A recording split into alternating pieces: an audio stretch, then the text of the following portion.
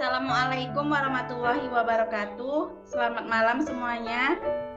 Baiklah, kami dari kelompok Perseptron ingin mempresentasikan hasil proyek kami tentang kerangka untuk prediksi curah hujan menggunakan Perseptron.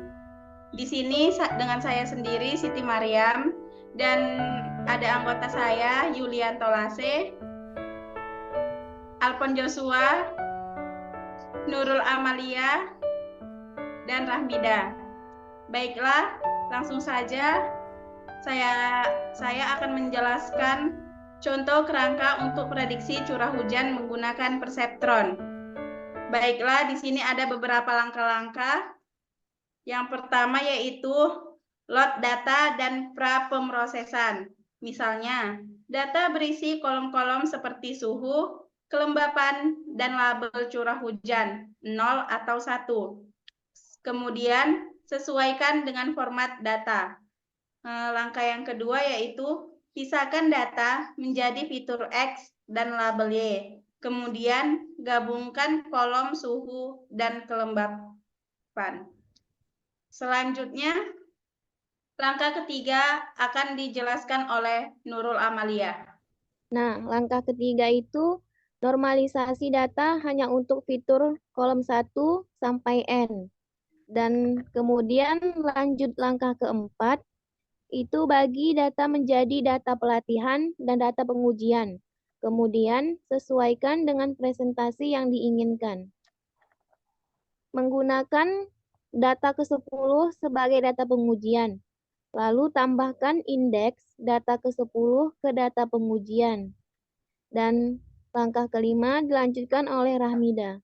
Langkah kelima yaitu latih model Perseptron. Dan di langkah keenam, lakukan prediksi pada data pengujian. Nah, baik, saya akan melanjutkan menjelaskan tentang studi kasus Perseptron. Di sini langkah ketujuh ini adalah evaluasi performa model. Jadi kita input core prediction sama dengan kita input sum Y pred sama dengan Y test. Kemudian kita input total sampelnya atau number Y text. Kemudian pada langkah ke-8 atau langkah terakhirnya itu visualisasi hasil prediksi jika diperlukan.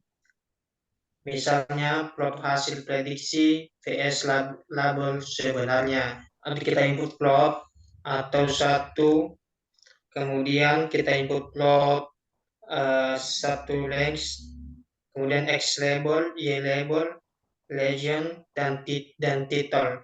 Nah, untuk penjelasan selengkapnya biar dijelaskan oleh teman kami, Alfon.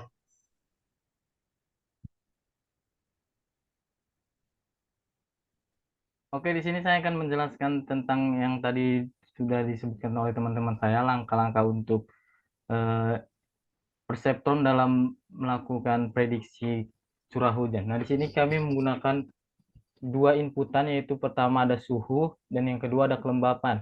Nah, di sini itu ada suhu, ada 10 data. Nah, berikut ini data-datanya.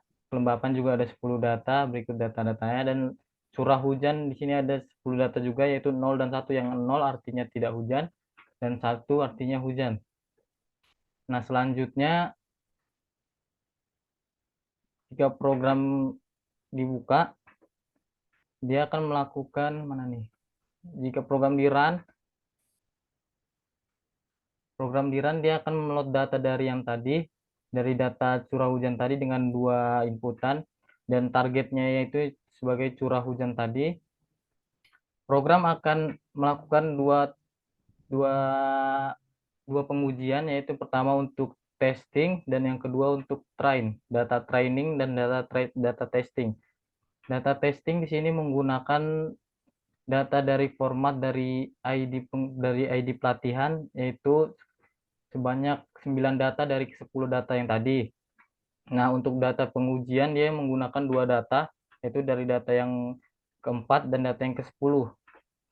Nah, saat dia di training, data yang dari 1 sampai ke 9 tadi akan menghasilkan seperti ini. Ini hasilnya setelah dinormalisasi, baru setelah itu dia akan melakukan prediksi dalam data train dan hasil data prediksi data trainnya seperti ini. Nah, di sini kan ada dua, yang 09487 dan negatif 0,987. Nah, yang 0,98487 ini itu artinya bernilai 1, yang artinya dia artinya hujan, dan yang negatif 0,9487 ini artinya dia tidak hujan. Nah, dari data tes tadi yang dari data ke-4 dan ke-10 didapat dia hasil prediksinya dia tidak akan dia akan turun hujan. Nah, jika kita lihat dari data yang tadi, dari data yang kita input tadi, data keempat yaitu dengan nilai suhu 30 dan kelembapan 55, maka dia akan bernilai 1 atau artinya dia akan turun hujan. Dan dari yang tadi program MATLAB itu sesuai dengan apa yang dari data tadi, berarti program yang kami buat ini telah berjalan dengan sempurna karena berhasil memprediksi curah hujan yang akan terjadi di kemudian hari. Mungkin demikian program yang kami buat. Selanjutnya akan saya kembalikan ke moderator. Silakan moderator. Baiklah, terima kasih kepada rekan-rekan semuanya. Mungkin sampai di sini saja penjelasan dari kami dari kelompok Perseptron, yaitu dari kelas 7 TIA 02.